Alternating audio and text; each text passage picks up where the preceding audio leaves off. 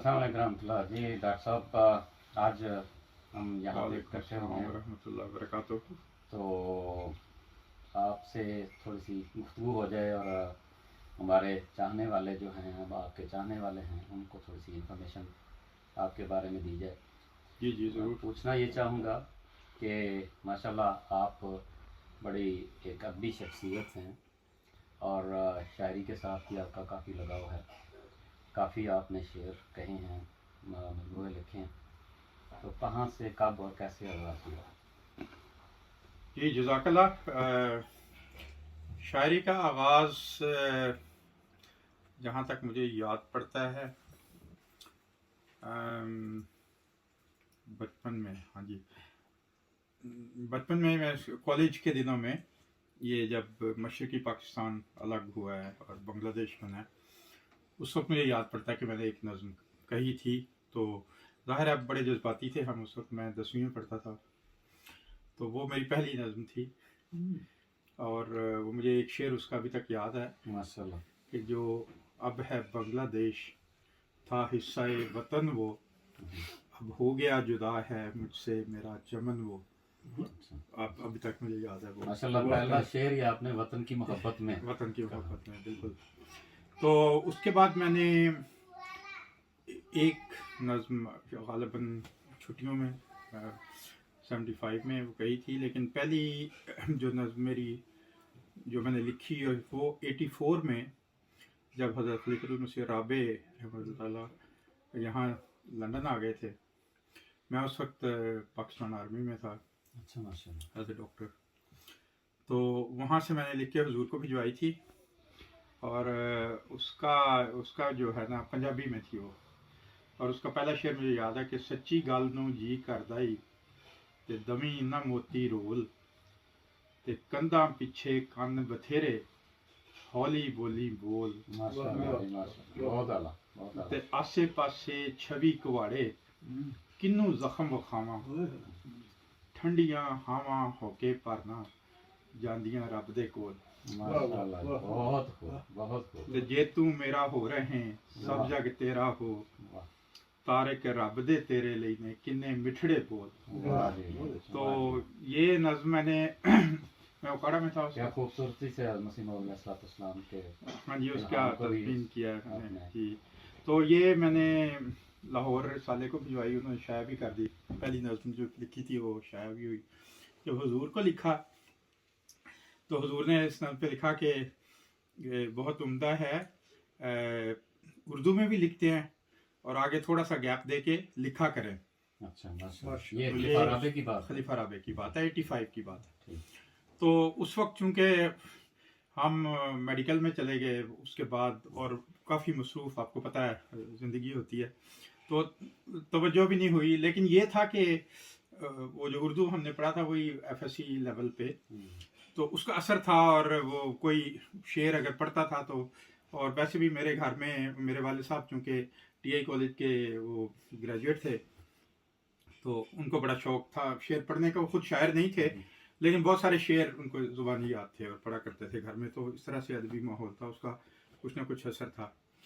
तो उसके बाद मैंने मुझे नहीं याद पड़ा हज़रत खलीफा राबे के दौर में नहीं, लेकिन जब हुजूर खलीफा बने हैं हज़रत खलीफतुल मसीह खामिस अय्यदहुल्लाह ताला बिन अज़ीज़, तो वो सुबह सैर के लिए जाया करते थे बड़ी बाकायदगी से। शुरू के जो 5 साल हुजूर यहाँ पे मस्जिद फजल के, क्योंकि मेरा घर भी वहाँ पास ही है, तो हुजूर से इजाज़त लेके मैं भी मुझे भी जो है अल्लाह ताला ने सादत बख्शी कि मैं आपके साथ होता था। और जो सैर के ख़त्म करने के बाद हुजूर थोड़ा वक्त देते थे, तो वहाँ कुछ स्टूडेंट्स भी होते थे जामिया के, और वो अपना अपना कुछ ना कुछ सुनाते थे, हुजूर बात करते थे उनसे। तो एक मुझे याद पड़ता है कि एक स्टूडेंट से ने शेर सुनाए कुछ अपने, तो हुजूर ने फरमाया कि आप बेहतर है नसर ही लिखा करें, शायरी हर किसी के बस की बात नहीं होती। ये तो जो खुदा तआला की तरफ से दी होती है, या फिर जिस पर खुदा का फजल हो जाए। और जब हुजूर ने ये कहा कि जिस पर खुदा का फजल हो जाए, तो हुजूर मुझे देख रहे थे उसको। अच्छा माशाल्लाह। तो वो उसके बाद मैंने एक नज़्म हुजूर को लिखी, वो وہ اس طرح ہوا کہ میرے ٹانگ میں درد شروع ہو گیا. تو حضور چونکہ کافی تیز چلتے تھے, ویسے ہی چلتے ان کی, تو میں پیچھے رہ گیا کیونکہ مجھے درد ہو رہا تھا. تو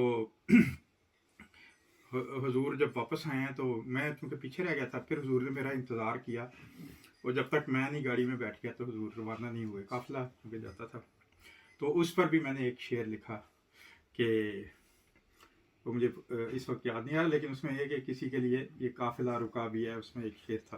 تو وہ میرا ایک قسم کا حضور کے ساتھ پہلا وہ اس طرح شاعری کے حوالے سے تعارف تھا. تو اس کے بعد کبھی کبھی میں نے پنجابی کی, اور کبھی تو حضور کے پاس لے جاتا تھا, تو حضور اس کو اپنا کام کرتے رہتے تھے, ساتھ سنتے بھی رہتے تھے. تو پھر ہاں اور کیا تو اور حضور جو ہے جس طرح باری صاحب نے پہلے کہا کہ حضور ذرا احتیاط سے تعریف کرتے ہیں تو اس طرح سے 2-3 نظمیں میں نے جو ہے نا لکھنی شروع کی. لیکن وہ چونکہ حضور کے ساتھ ایک ہر ایک احمدی کا ایک تعلق ہوتا ہے, تو آپ کو یاد ہوگا کہ پچھلے سال جب حضور رمضان کے مہینے میں وہ ایک دن حضور جمعے پہ نہیں آئے, جمعہ پڑھانے کے, سارے ہم لوگ ایکسپیکٹ کر رہے تھے.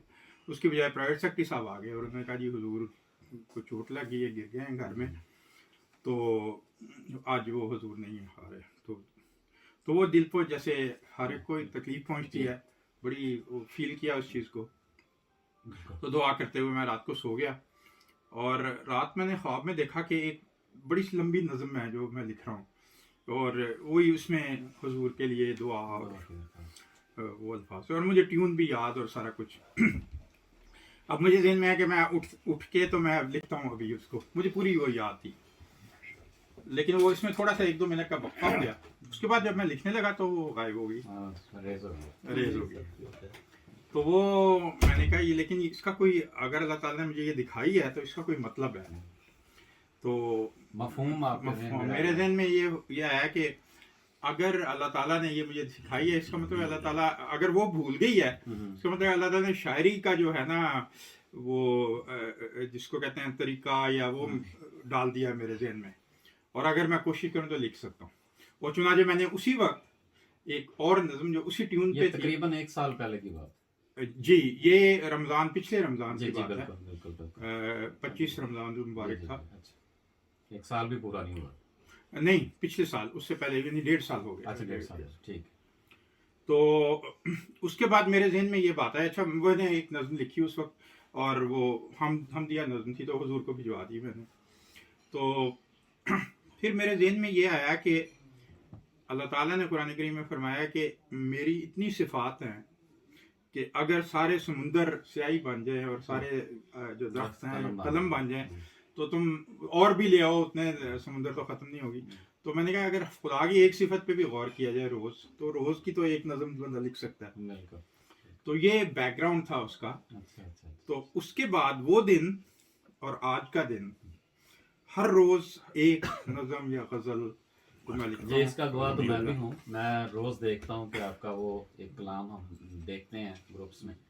تو اس وقت تک الحمدللہ میری تقریباً 600 غزلیں جو ہیں نا وہ ڈیلی سوشل میڈیا پہ چلی جاتی ہیں. میرا خیال اگر آپ گینس بک میں یہ دیں تو نہیں, بہت ریکارڈ والے لوگ ہیں وہ شاعری میرا خیال آپ الحمدللہ. اور مجھے یقین ہے کہ یہ ہوئی وہ بیسیکلی خدا تعالیٰ کی طرف سے قبولیت ہوتی ہے کہ وہ جو جذبہ تھا محبت کا خلافت کے ساتھ, اتنی سپیڈ سے لکھنا. اور ہم نے سنا ہے کہ آپ نے تقریباً 6 مجموعے جو ہیں وہ, ہاں جی میری 600 غزلیں وہ ہے میں نے لکھی ہیں. تو ہر 3 ماہ کے بعد میں نے وہ ایک کتاب شائع کی ہے, کیونکہ مجھے شوق مجھے یہ تھا کہ میں حضور کی خدمت میں پیش کروں. تو وہ پہلی کتاب میری جو ہے وہ, ویسے پہلی کتاب میں نے 6 مہینے کے بعد شائع کی تھی, لیکن اس کے بھی پھر وہ 2 تھے اس میں مجموعہ کلام. تو لب لباب میری پہلی کتاب تھی, اور اس کے بارے میں خاص بات یہ ہے کہ میں نے حضور انور کی خدمت میں پیش کی, اید اللہ تعالیٰ اپنے عزیز, اور وہ حضور نے اپنے ڈیسک کے پیچھے رکھ لی تھی.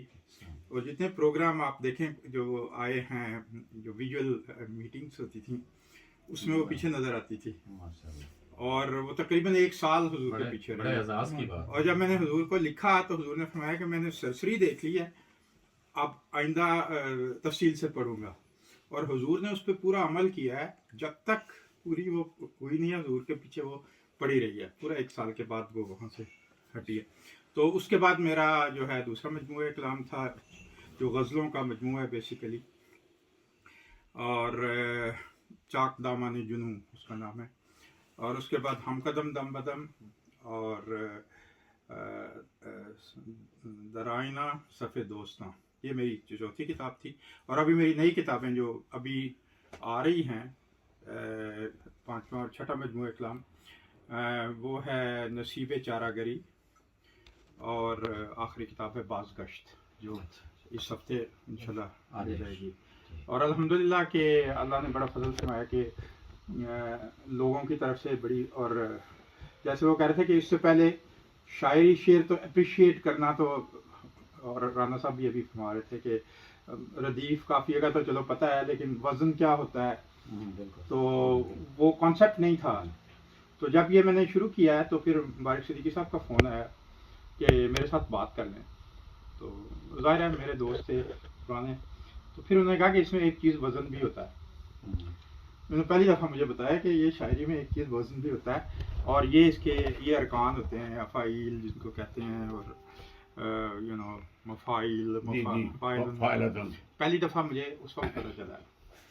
تو لیکن وہ اللہ تعالیٰ کی طرف سے ہوتا ہے کہ جب اللہ تعالیٰ نے سکھانا تھا اس چیز کو تو وہ استاد بھی مل گئے، انہوں نے گائیڈ بھی کر دیا. اور ایک آدھی ویب سائٹ پھر میں نے دیکھا کہ اچھا یہ کیا چیز ہوتی ہے، تو ان کی گائیڈنس کے بعد تو پھر الحمدللہ کہ اس کے بعد کوئی بغیر وزن والا میرا شعر نہیں ہے. اور لوگ اپریشیٹ بھی کرتے ہیں ہر روز، جو سوشل میڈیا پہ جو ہے جاتا ہے گروپس میں. 12 منٹ کی بات گئی. جزاک اللہ، بہت شکریہ.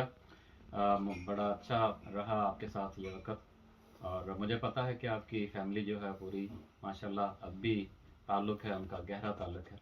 آپ کے والد صاحب تعلیم کے شعبے سے وابستہ تھے. بہت شکریہ. ڈاکٹر طارق صاحب تھے ہمارے ساتھ، بہت شکریہ آپ کا. جزاک اللہ، بہت بہت شکریہ.